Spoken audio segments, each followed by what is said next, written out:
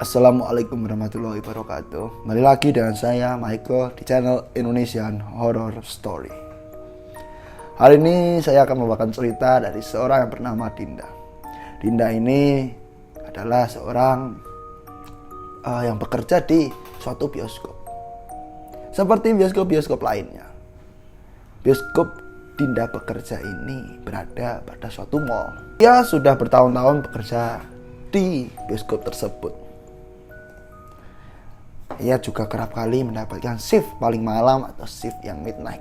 Tapi Dinda tidak pernah mengalami kejadian janggal sedikit pun. Hingga pada suatu hari, pada tahun 2012. Saat itu Dinda mendapatkan shift sore. Setelah dia bertugas, Dinda ini tuh posisinya petugas kebersihan di bioskop dan memiliki job desk bagian kamar mandi wanita. Saat itu dia setelah menyelesaikan pekerjaannya sudah mengecek dan membersihkan kamar mandi wanita.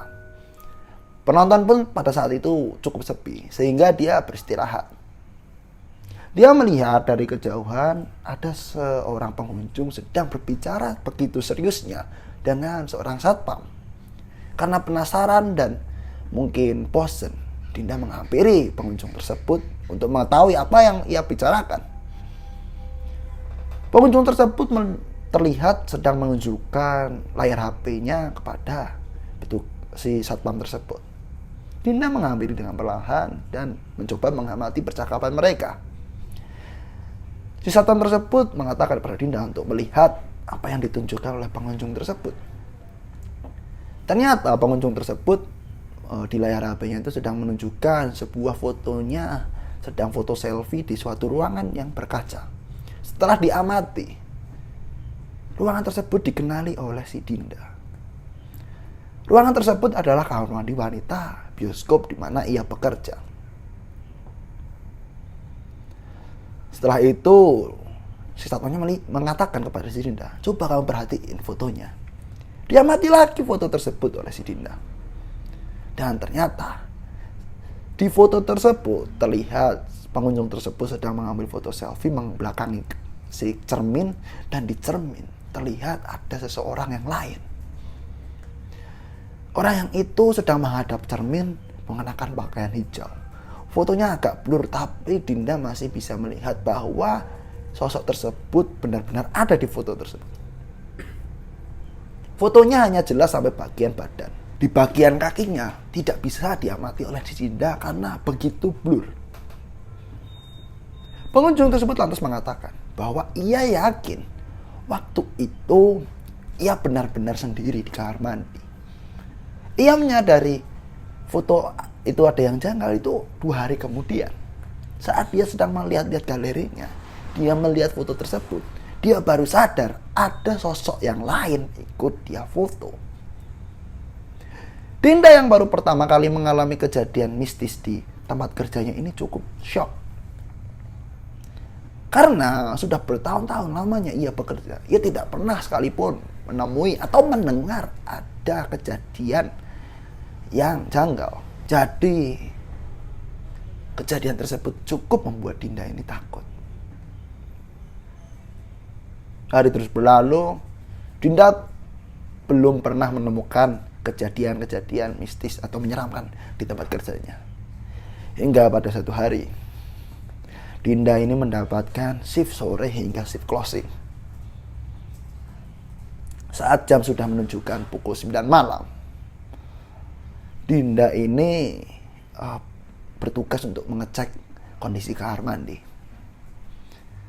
Setelah itu dia kembali istirahat. Dan beberapa waktu setelah sebelum penonton selesai menonton film terakhir yang diputar, Dinda ini hendak mengecek keadaan kamar mandi wanita lagi. Saat ia berjalan mendekati kamar mandi tersebut, dari kejauhan terdengar ada suara air yang sangat deras mengucur. Dinda ini segera mengambil langkahnya dengan cepat untuk segera memarahi pengunjung yang tidak mematikan air di wastafel tersebut. Saat pintu kamar mandi dibuka, Dinda ini terdiam untuk beberapa saat. Karena sosok yang ia temui di kamar mandi tersebut adalah sosok yang pernah ia lihat di handphone pengunjung beberapa hari yang lalu. Pakaiannya sama, berwarna hijau, dengan penuh bercak-bercak tanah yang kering. Ia coba untuk mengamati sosok tersebut. Dia melihat dari atas rambutnya yang panjang hingga pakaiannya yang kotor hingga ke bawah. Namun anehnya, saat ia hendak melihat kakinya itu seperti tidak ada.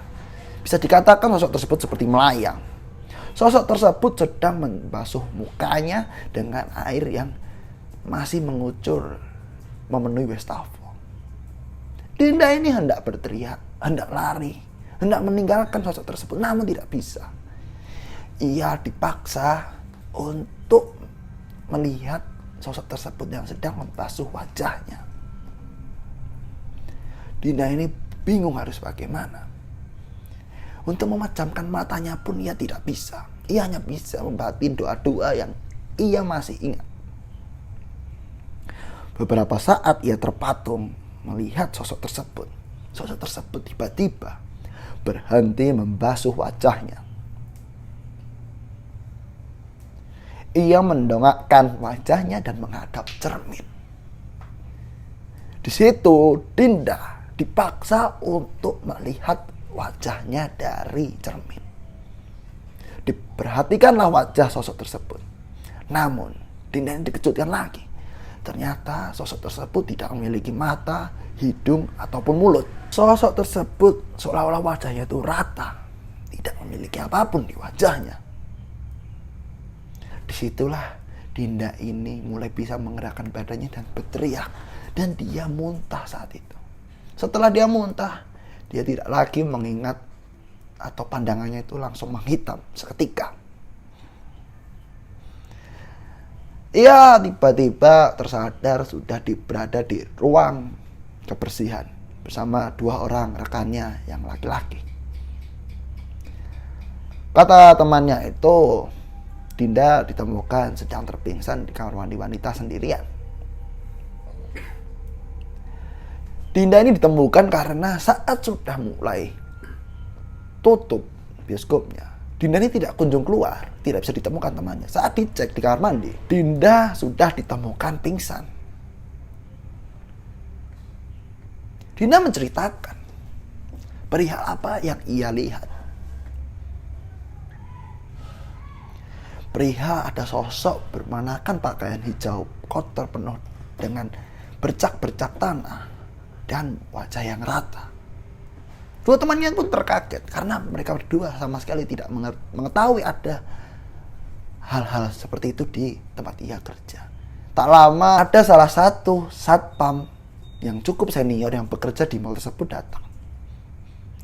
Ia bercerita bahwa sosok yang dilihat Dinda ini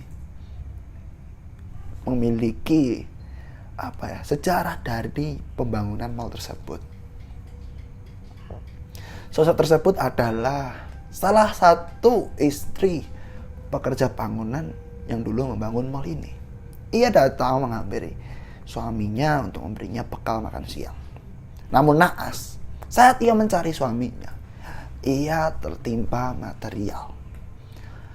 Semenjak itu, sosok tersebut beberapa kali menampakkan diri, namun dirahasiakan dari pihak mal tersebut. Ia tidak mau informasi mengenai sosok tersebut bocor hingga membuat mal tersebut sepi. Sehingga Dinda tersebut disuruh menyimpan apa yang ia lihat untuk dirinya saja. Jangan sampai pernah ia menceritakan hal tersebut pada orang-orang lain. Takutnya berdampak negatif terhadap kondisi pengunjung mal tersebut. Sekian cerita dari Dinda yang cukup menyeramkan mengenai pengalaman mistisnya yang cukup horor ya. Jangan lupa like, comment, dan subscribe channel Indonesian Horror Story. Jika memiliki pengalaman-pengalaman horor atau pengalaman-pengalaman yang berbau mistis, bisa kalian kirimkan melalui DM Instagram kami @indonesianhorrorstory. Sampai jumpa, terima kasih. Assalamualaikum warahmatullahi wabarakatuh.